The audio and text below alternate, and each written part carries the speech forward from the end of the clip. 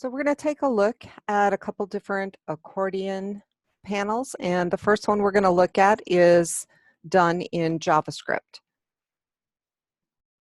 And so how these work is you basically click to open, and if you open a different one, they will all stay open, and you can click to close.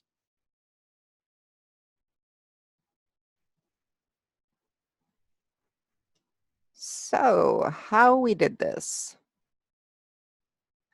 First of all, in the HTML, we have a couple different classes set up. These buttons that we have with door 1, 2, and 3 have a class of accordion. And then inside, where we have the graphics, those division tags have a class of panel. And so we're going to take a look at the JavaScript code. Not a lot of code to create this. So you'll see that we retrieve the elements by class name, and we're looking for accordion. So that is going to retrieve a node list and store it in ACC, short for accordion. And then we have a for loop. And so what this for loop is doing is it's basically creating an event listener for each button.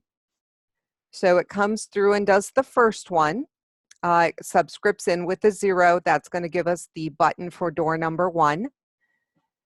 So when they click on that, first thing it does is it changes the class to active. Okay, so when we click on it, you'll notice it's a different color. And that is because there's CSS that it runs through for the active class. You can see it makes the background color green, changes the text color to white, and that's exactly what happened. Then what it does is it checks the panel itself to see if it's displayed as a block.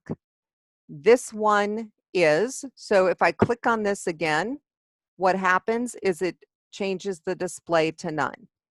So if I click on it now, the display would be block, and it's changing it to none.